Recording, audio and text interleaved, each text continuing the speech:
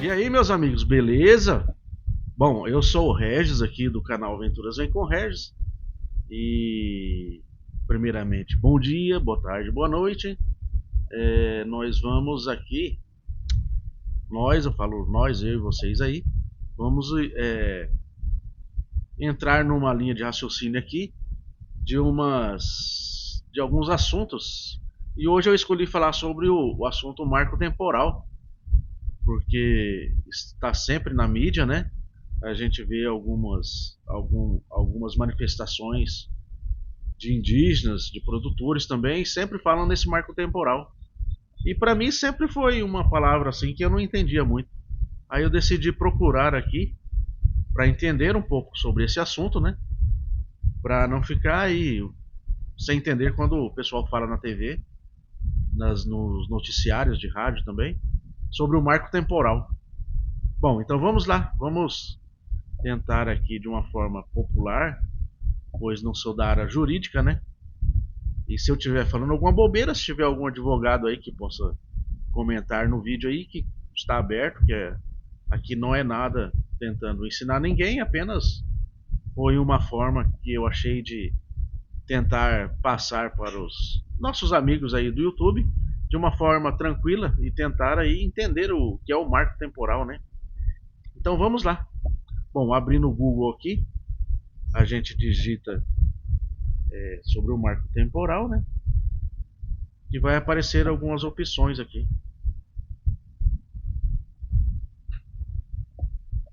Vamos ver aqui o que vai aparecer.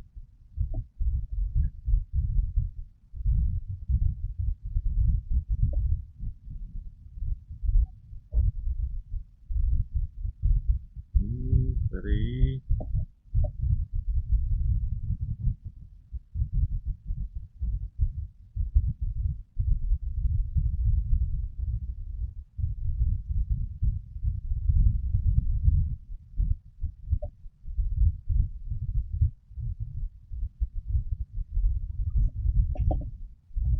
O computador está um pouco lento aqui por causa da internet.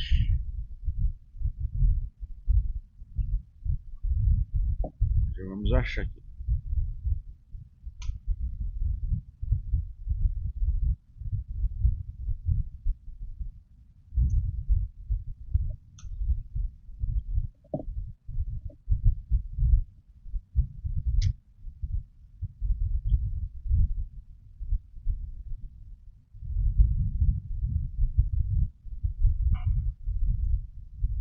Bom, vamos entrar aqui no fundobrasil.org.br.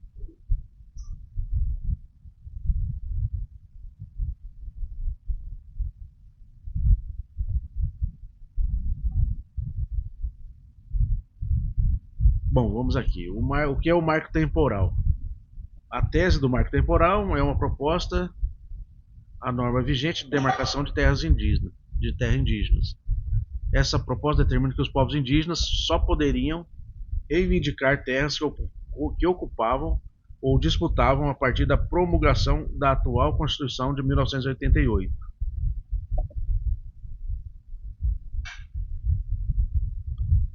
Bom, aqui mesmo fala, ou seja, os indígenas perderiam o direito da demarcação das terras que historicamente foram suas, mas foram invadidas, ocupadas e exploradas indevidamente durante os séculos de colonização até os dias atuais. Bom, o marco temporal fala isso. Bom, então, que lei é essa marco temporal? Quem que fez essa lei do marco temporal? Vamos ver aqui, quem que inventou? Bom,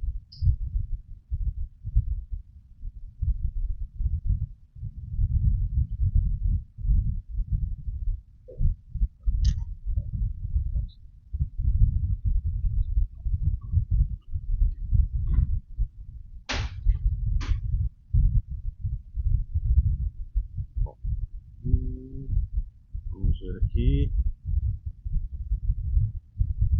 Bom, o marco temporal não foi criado por uma única pessoa. mas é uma tese jurídica. Ah, tá. Bom, essa tese jurídica no julgamento do caso Raposa Serra do Sol pelo Supremo Tribunal Federal em 2009, através de um parecer da Advocacia Geral da União, sendo depois impulsionada por setores do agronegócio e do legislativo, culminando na aprovação de um projeto de lei pelo Congresso em 2023. Essa tese restringe a demarcação das terras indígenas às áreas ocupadas em 5 de outubro de 1988, data da Constituição Federal. Bom, a origem do desenvolvimento dessa tese. STF 2009. A tese nasceu no julgamento da Raposa Serra do Sol, no qual o STF usou a data de 5 de outubro de 1988 como critério para a demarcação, embora tenha reconhecido o direito dos indígenas na época, usando salvaguardas. Então foi uma tese do Supremo.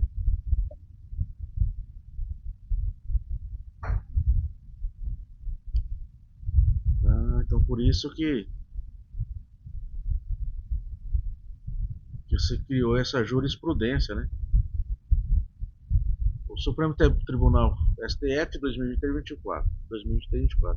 O Supremo Tribunal Federal, após debater o tema em diversos julgamentos, formou maioria para derrubar a lei aprovada pelo Congresso, reafirmando que o critério do marco temporal não pode ser aplicado de forma geral, embora a decisão final sobre a lei ainda estivesse em curso no final de 2024. Portanto, foi um processo complexo envolvendo o judiciário e o legislativo, com forte influência dos grupos políticos e econômicos, que resultou na criação e tentativa de consolidação dessa tese jurídica.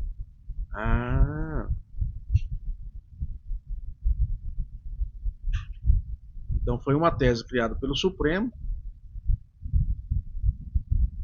né, devido ao julgamento do caso Raposa Serra do Sol.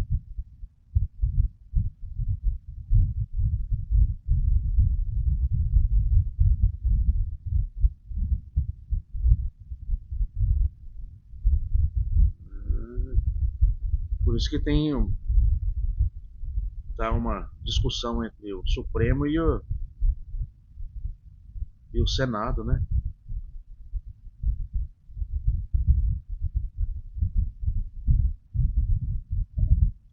É um caso complicado mesmo, hein? Quem seria bom para explicar seria um jurista aí, né? Bom, mas vamos mais. Bom, vamos. Já que entramos nessa parte das terras indígenas aqui, né? Vamos procurar aqui alguma coisa sobre terras indígenas.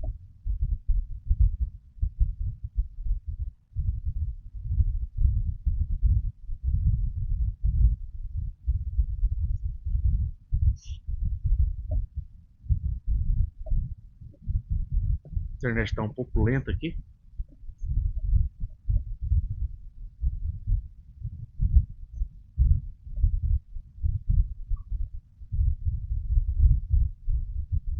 Bom, entrei no G1 aqui.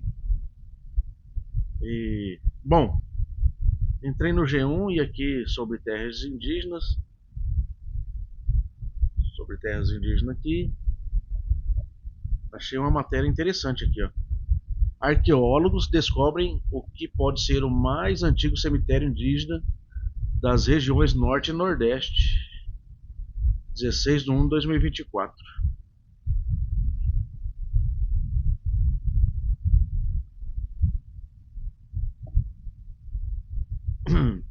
Arqueólogos descobriram em São Luís o que pode ser o mais antigo cemitério indígena das regiões Norte e Nordeste do país.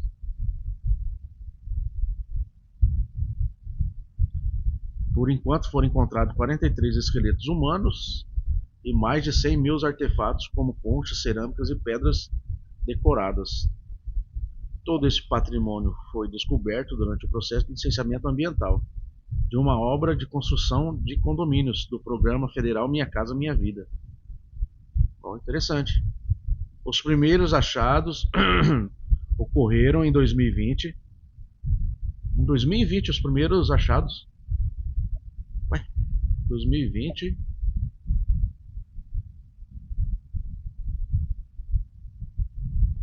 2020.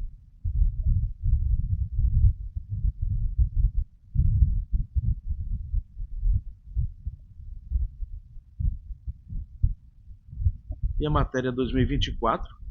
Será que depois de 2020 até 2024 eles continuaram construindo? Ué. Os primeiros achados ocorreram em 2020. Fragmentos de cerâmica e 3 esqueletos humanos. De agosto de 2023 para cá, a equipe encontrou outros 40 esqueletos. Eita. Mesmo assim, continuaram construindo. Os pesquisadores acreditam que estão diante não só do maior, mas também do mais antigo cemitério indígena já encontrado no norte e nordeste do país. Estudos preliminares levam à hipótese de que a parte desse material vem de um período muito distante, mais de 6.000 anos antes de Cristo. Eita.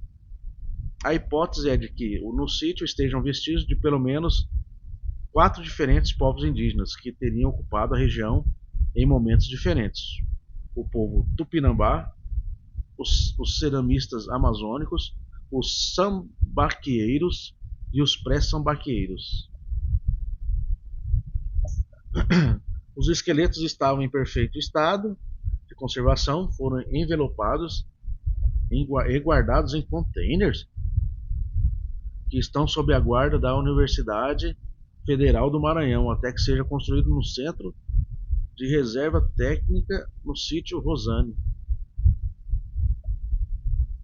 Um laboratório nos Estados Unidos vai receber a amostra do material resgatado para datação definitiva do acervo arqueológico. Interessante.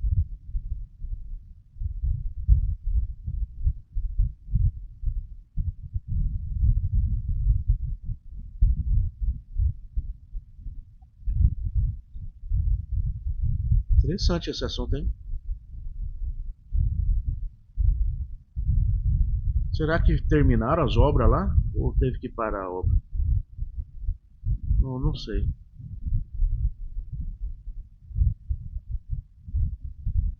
Bom, já entrando nesse assunto aí, São Luís do Maranhão, né?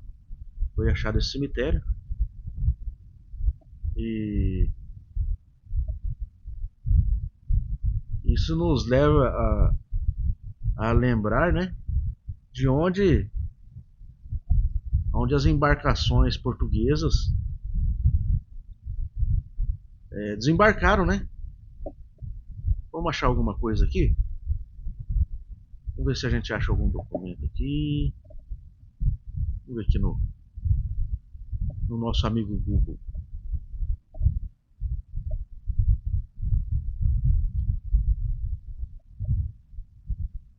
O que a gente pode achar aqui?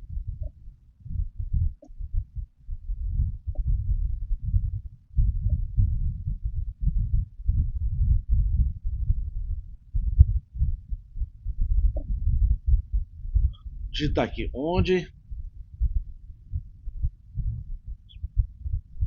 a primeira embarcação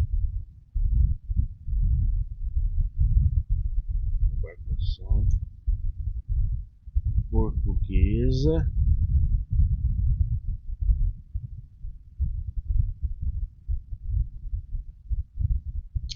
a internet tá meio lenta aqui.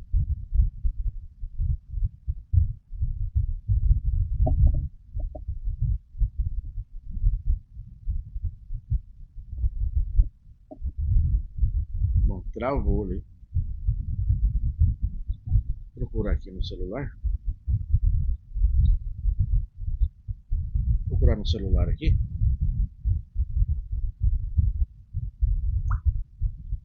Aqui. Tem uma letra menor.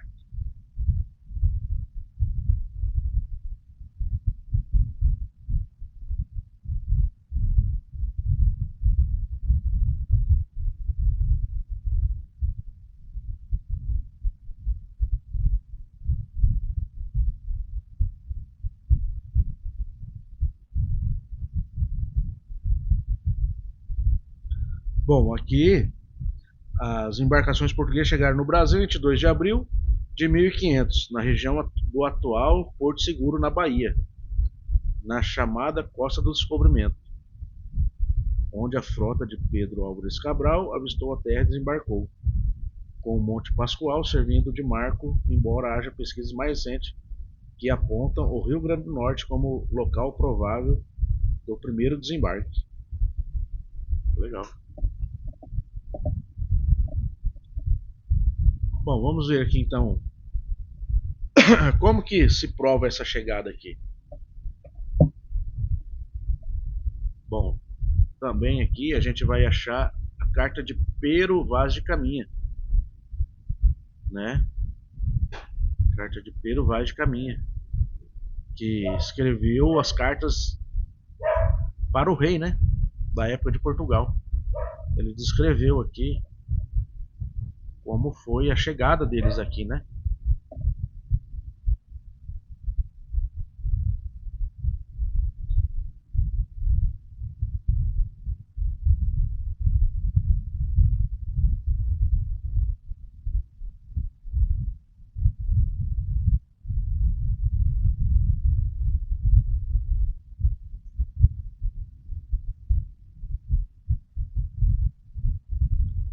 Bom, o autor dessa carta, levada. Bom, você procurando aqui na internet você encontra. Eu encontrei aqui no. Deixa eu achar aqui onde eu encontrei.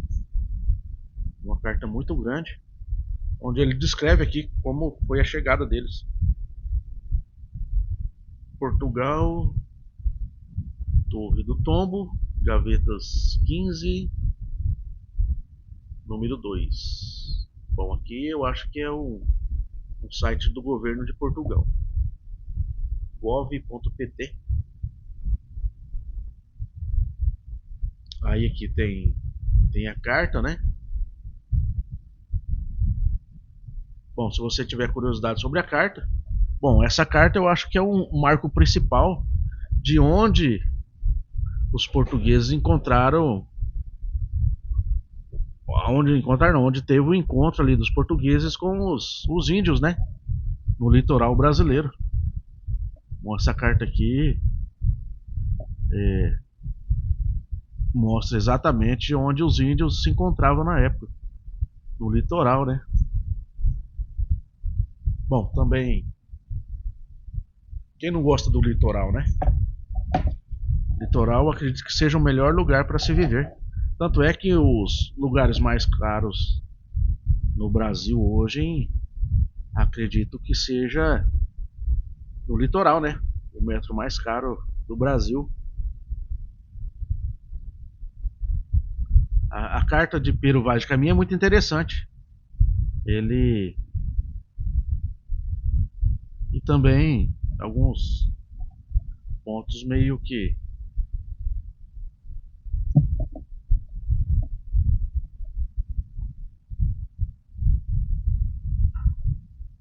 deixa eu achar alguns trechos aqui.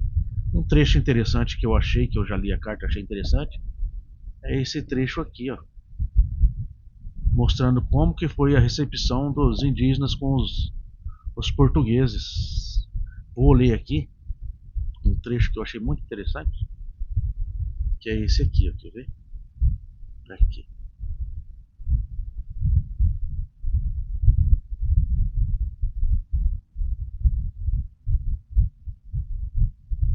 Olha aqui que legal. Um trecho aqui na página número 20, que Pero Vaz de Caminhas escreve assim, ó: parece-me gente de tal inconsciência e de tal inocência que se os homens, tá escrito desse jeito, se os homens entendessem e eles a nós, que seriam logo cristãos, porque eles não têm nem entendem em nenhuma crença segundo parece. E portanto, se os degradados que aqui hão de ficar aprenderem bem a sua fala e os entenderem, não duvido, segundo a santa atenção a vossa alteza, fazerem-se cristãos. e crerem na nossa santa fé, a qual está escrito assim, a qual praza o nosso Senhor que os traga. Por quê? Certo, esta gente é boa e de boa simplicidade, e imprimir-se ligeiramente neles qualquer cunho que lhes quiserem dar. E logo lhes nosso Senhor deu bons corpos e bons rostos. Olha que interessante. E logo lhes nosso Senhor deu bons corpos e bons rostos. Bom, aqui eu tô achando que ele achou o pessoal aqui, os índios, formosos, né? Bonitos, né? Como a bons homens, e ele, que nos por aqui trouve. Bom, tô lendo o que está escrito aqui, trouve. Creio que não foi sem causa. E portanto, Vossa Alteza, pois tanto deseja acrescentar na Santa Fé católica, deve entender em sua salvação e prazera a Deus que, com pouco trabalho, será assim. Eles não lavram, nem criam, nem há aqui boi, nem vaca, nem cabra, nem ovelha, nem galinha, nem outra nenhuma alimária, que costumada seja ao viver ao dos homens. Nem comem, senão desse inhame, que aqui há muito, e dessa semente e frutos, está escrito aqui, frutos que a terra e as árvores de si lançam. Bom, aqui dá para entender que eles não tinham nenhum tipo de cultura, né, de agricultura, nem criavam nenhum tipo de animais aqui para sua subsistência, e apenas comiam ali o que tinha na terra, que é o inhame, um inhame, né, que tem até hoje, as frutas, né, também das árvores. Então quer dizer que ali era um local que tinha abundância, né, desses produtos aí, que deveria ser uma mata bem extensa ali, da Mata Atlântica, creio eu, né? Vou ler mais um pedacinho aqui.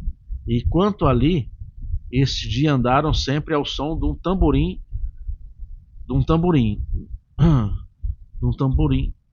Bom, lê mais um pouquinho. Enquanto ali, este dia, andaram sempre ao som de um tamborim nosso. Dançaram e bailaram com os nossos em maneira. Bom, vou tentar ler de novo aqui. Enquanto ali, este dia, andaram sempre ao som de um tamborim. Dançaram e bailaram com os nossos em maneira que são muito mais nossos amigos que nós seus. Bom, galera, isso aqui é muito interessante aqui, ó. Esse trechinho aqui, ó. Enquanto ali, este dia, então quer dizer o quê? Teve um dia que eles perceberam que eles estavam andando, né, ao som de um tamborim ali, dançando, né, e começaram a dançar ali com os portugueses. Mas olha que interessante esse trecho aqui, ó. E, e bailaram com os nossos, em maneira que são muito mais nossos amigos que nós seus. Então aqui eu entendo o quê? Que os índios estavam tratando eles bem ali, né, na época. Foram bem acolhedores com a chegada dos portugueses, mas ele mesmo aqui já fala, ó, de maneira que são muito mais nossos amigos. Eu entendo que os índios estavam sendo muito amigos deles, e ele aqui diz mais nossos amigos do que nós dos seus. Eles não estavam muito apegados aos índios ainda naquela época, né? Caramba, que triste, né?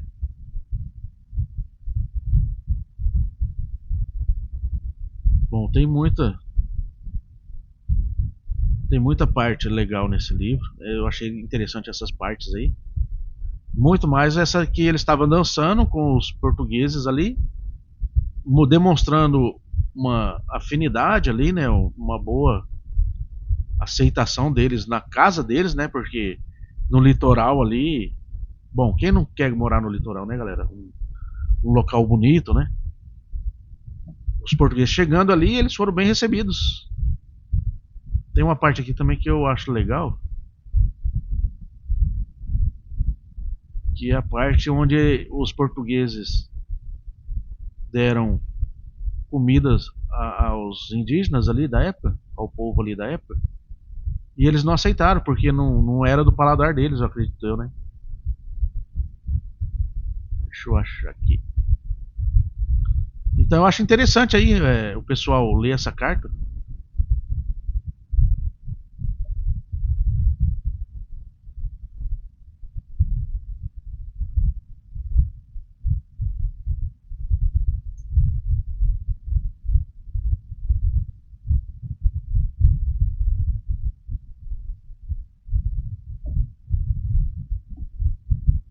Vamos ler um trechinho aqui ele descrevendo aqui. E assim seguimos nosso terça-feira, 21 de abril de 1500, Sinais da Terra. Bom, esse é na página 1. E assim seguimos nosso caminho por este mar, de longo até terça-feira das oitavas de Páscoa, que foram 21 de abril, que topamos alguns sinais de terra, sendo da dita ilha, segundo os pilotos diziam, obra de 660 ou 670 léguas, o quais eram muitas. Havia muita quantidade de ervas compridas, aqui os mareantes chamam botelho e assim outras, a quem também chama rabo de asno. Quarta-feira, 22 de abril, topamos aves, aqui chamavam furabuchos, e nesse dia, a horas e véspera, houvemos vista de terra, isto é, primeiramente de um grande monte muito alto e redondo, e outras serras mais baixas a sul dele, e de terra com grandes arvoredos, ao qual monte alto o capitão pôs nome de Monte Pascoal, e a terra de Vera Cruz. Bom, isso aí foi a chegada deles, né, já avistando a terra e já vendo a beleza que era ali, né, o litoral ali com suas árvores, né. Deveria ter sido uma visão muito bonita, né.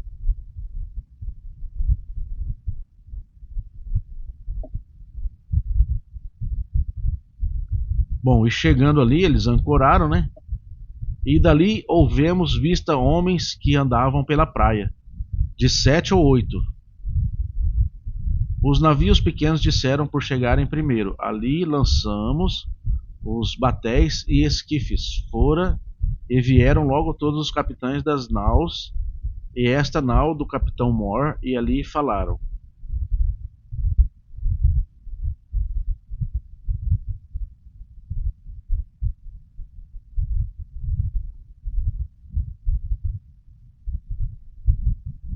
Bom, e quando eles desembarcaram ali, aí ele disse aqui, ó, eram ali 18 ou 20 homens pardos, todos nus, sem nenhuma coisa que lhes cobrisse suas vergonhas. Bom, isso aqui é a linguagem da época, né, galera? Então, suas vergonhas, acredito eu que seja sua forma ali de estar nu, né? Não tinha nenhuma vergonha, nada. Suas partes íntimas ali, né? Traziam arcos nas mãos e suas setas. Vinham todos rijos para o Batel e Nicolau, o coelho.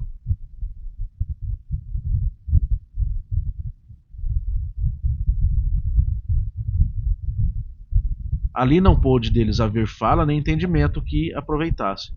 Por o mar quebrar nas costas, somente deu-lhes um barrete vermelho e uma carapuça de linho que levava na cabeça, e um sombreiro preto, e um deles lhe deu um sombreiro de penas de aves compridas, com uma copazinha pequena de penas vermelhas e pardas.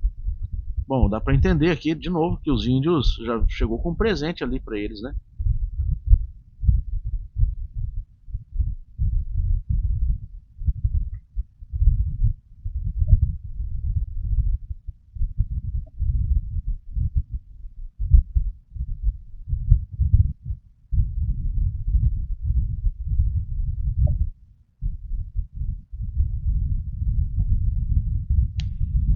Bom, outra parte aqui interessante, ó.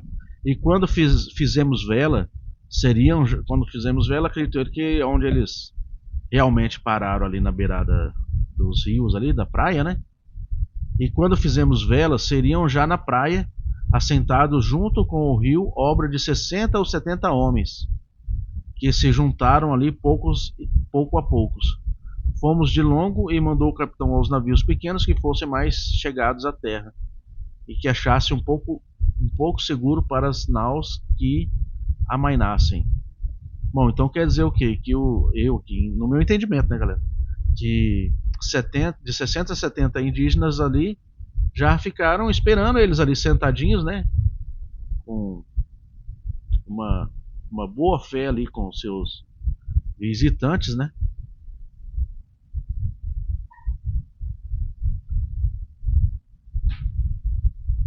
Bom, e na praia, aqui mais um trecho aqui do texto, né? E na praia andavam muito com seus arcos e setas, e não os lhe aproveitaram. Trouxe-os logo já de noite ao capitão, onde foram recebidos com muito prazer e festa. A feição deles era serem pardos, de maneiras avermelhadas, de bons rostos e bons narizes, bem feitos. Andam nus, nem nenhuma cobertura, nem estimam nenhuma coisa a cobrir, nem mostrar suas vergonhas. Novamente aqui mostrando que eles estavam nus, que eram pardos, né? Meio avermelhados e com bons rostos e bons narizes. Ó, aqui o pessoal descrevia bem as características dos indígenas da época aqui, né? E estão acerca disso com tanta inocência com, como tem em mostrar o rosto. Traziam ambos os beiços de baixo furados e metido por eles um osso branco. Olha, que interessante.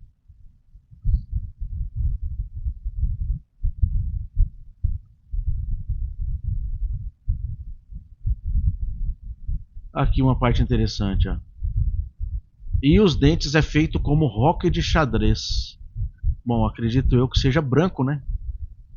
Aquelas pecinhas de xadrez, né? De acho que de marfim, né? Que são brancas, né? E os europeus a gente não sabe como que era a parte dentária deles, mas ele já observou que os dentes dos índios já era branco.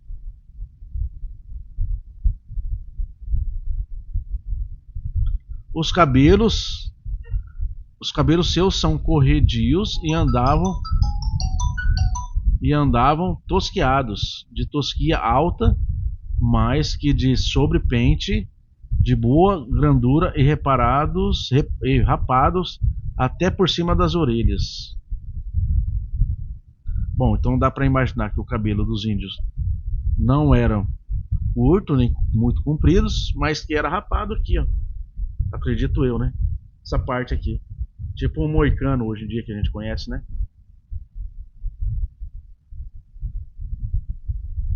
Bom, um deles trazia por baixo do solapa de fonte a fonte para detrás uma maneira de cabeleira de penas de ave amarela, que seria o comprimento de um coto muito basta e muito sarrada, que lhe cobria o toutuço e as orelhas. Bom, esse deveria ser o chefe ali do pessoal, né, dos indígenas.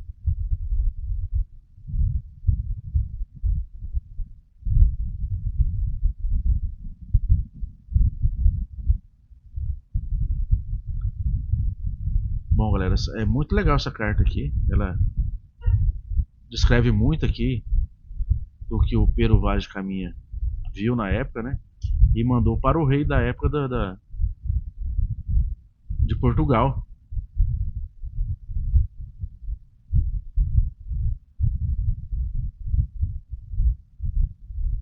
Bom, então.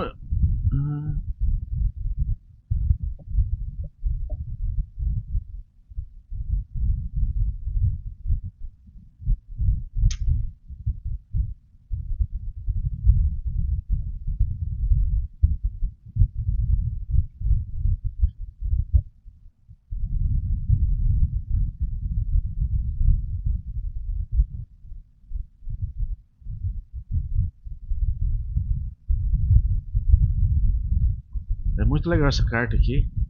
Bom, se vocês tiverem curiosidade, entra aí, tem essa carta, tem a foto da carta também, original. Mas você não vai conseguir ler. Bom, eu não consegui ler, porque um vocábulo bem diferenciado, né? Da época ali.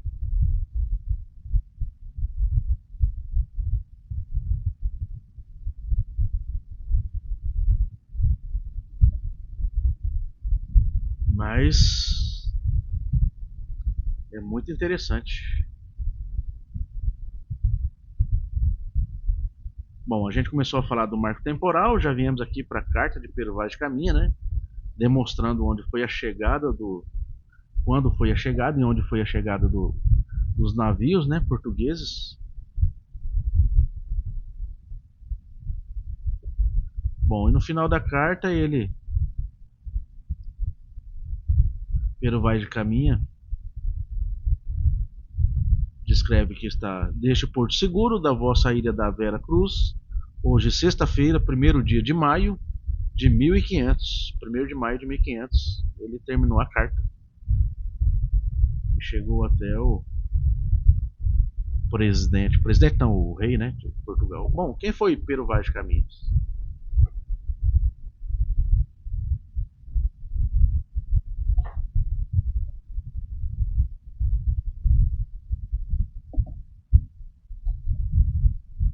Ele foi um escrivão, um nobre português e escrivão da frota de Pedro Álvares Cabral.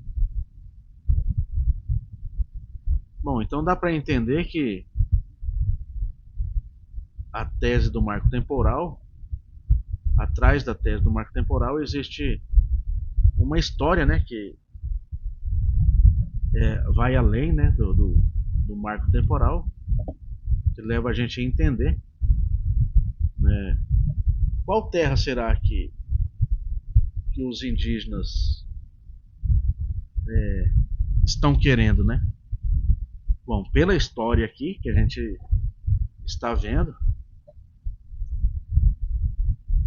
onde eles, a terra originária era no litoral, né?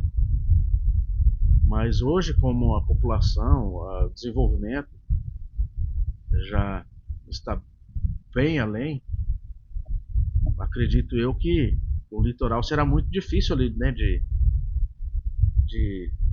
conseguir um território para os indígenas ali, né? Então, dá para entender que é um assunto muito importante, né? Não é fácil, mas eu acho que aí os administradores do Brasil deveriam fazer uma comissão. Eu acredito de uma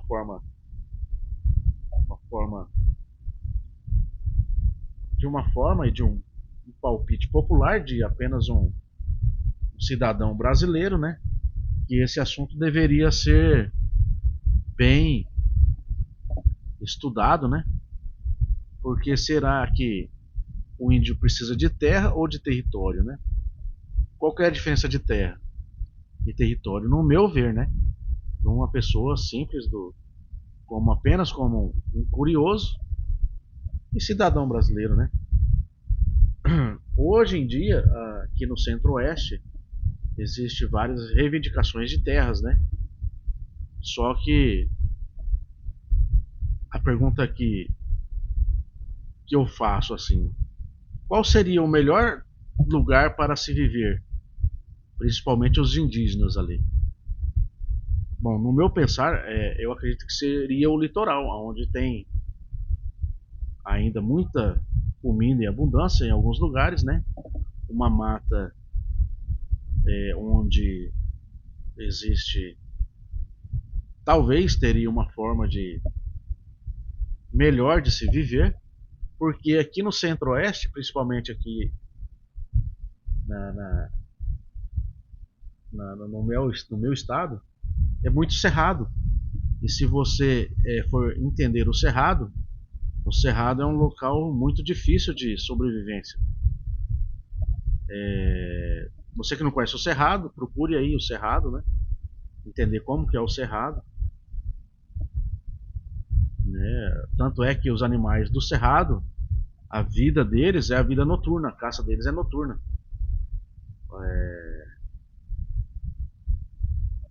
Porque é muito difícil, né? É muito quente. A época quente aqui é muito quente. A época de chuva é muita chuva. E a época de frio é muito frio. Então é um assunto que não é fácil, não vai ser fácil para os administradores brasileiros aí. desenrolar, né? Achar um ponto onde agrade a classe que é mais afetada, indígena, e os produtores aí, né, das suas regiões. Mas será que teria como fazer um outro pensamento, uma outra linha com as comissões indígenas, né, e administradores aí? Porque, não, no meu ver, qual que é a diferença de terra, de terra e de território? A terra, você delimita um espaço ali de terra e deixa um povo ali morando para se desenvolver com a ajuda do governo, né? Porque não tem como você dar uma terra sem o apoio do governo, ou um território, demarcação de um território, que seria o que? O território? Um estado indígena, né? Mas é lógico, esse estado indígena deveria ser administrado por indígenas, porque eu acho que teria, no meu ver aí, né, de uma pessoa que eu estou falando aqui apenas na curiosidade e uma forma diferente de pensar, né, que eles teriam um território organizado por eles, apesar das leis serem brasileiras, mas os administradores e políticos teriam que ser indígenas. Mas aí você pergunta, mas por que você acha que o litoral é o melhor lugar para o indígena, né? Bom, eu vou tirar de um pensamento aí que eu acho que quem não mora no litoral, quem mora aqui no interior do Brasil, tem. Geralmente nas épocas de férias, as pessoas falam, vou tirar férias e vou para as praias, né? Eu acredito que esse pensamento, como todos os brasileiros também têm mistura indígena, né? Eu acredito que, bom, acho que 90% dos brasileiros também têm o sangue indígena correndo nas veias aí, né, galera? Então eu acho que já fica na genética do brasileiro, já se sabe que o melhor lugar para se viver é o litoral, né? Então por isso que quem mora no interior sempre tem um sonho de ir para a praia, conhecer a praia. Você acha? Eu acho que isso não é de graça, né? Já faz parte da genética do brasileiro, e é uma genética que fica dos antepassados aí. Uma genética, não sei o nome correto para isso, mas sei que fica vestígios genéticos no nosso DNA, né? Que remetem a antepassados aí. E por isso eu acredito que todo brasileiro tem o sonho de ir para a praia, porque é o local originário dos povos aí indígenas do Brasil. E como a gente também tem sangue indígena, nós também todos somos brasileiros, né? Então já está no nosso sangue também a vontade de ir para o litoral. Mas a gente sabe que o litoral é uma área muito cara, né? Principalmente nas épocas de férias. E se for comprar um terreno no litoral é muito caro também. Então é um local muito valorizado, né? E que tal a gente pensar em delimitar um território ali no litoral, né? Fazer um estado indígena ali. No litoral a gente sabe que provavelmente não vai conseguir, mas o mais próximo possível, né? E é só um pensamento, né? Só uma forma de pensar diferente, porque a gente vê muitos indígenas, no meu modo de pensar, eu até tenho amigos indígenas e eu converso com eles. Quando eu ando nas ruas aqui do interior, a gente vê indígenas andando nas beiradas das estradas, né? E a gente percebe que aquele povo ali não está no seu local. É, percebe-se que ele está deslocado, entendeu? Não está no seu habitat ali. Mas é apenas uma observação. Bom, galera, e se você gostou do vídeo aí, a gente vai trazer mais alguns vídeos aí nessas curiosidades aí do Brasil. Se você gostou aí, curte o vídeo, dê sua opinião também, o que você acha desse pensamento.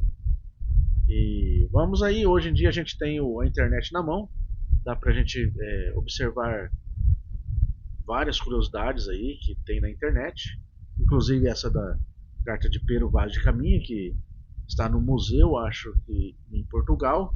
Tem a foto da carta, tem a subscrição também do texto, porque o original é de um vocabulário bem da época, não é fácil de ler. Mas está tudo aí na sua mão. É só procurar e tentar entender um pouco da nossa história e buscar aí buscar a melhor forma para os conflitos de hoje em dia, né? Porque o conflito que está tendo ou pode ocorrer no futuro, pode ser muito desastroso, né? E não é bom para a população brasileira, né? A gente já está em 2025 aí no século 21. Acho que não tem mais espaço para brigas, né?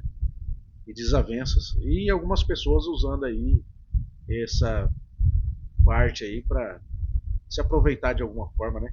Tanto dos parte produtora quanto da parte indígena aí, né? Eu acho que tem que ser fazer conselhos aí e entrar num,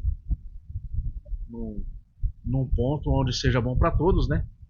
Mas o meu pensar, eu acho que o povo indígena aí, os brasileiros, né? Um povo indígena brasileiro, porque todos somos brasileiros, deveria ter um território ali o mais próximo do litoral possível, porque seria o melhor lugar para se viver, né? E o povo indígena, a gente sabe que tem sua cultura bem forte. Bom, galera, então é isso aí. Valeu. Até o próximo e, bom, espero que ilumine um pouquinho a ideia de cada um. E valeu, galera. Até o próximo. Tchau. Bom, pessoal, a comparação entre o litoral e o cerrado foi só pra gente pensar aí qual seria o melhor lugar para se viver, né? Bom, mas a beleza do Brasil, cada um com suas características, são muito bonitas.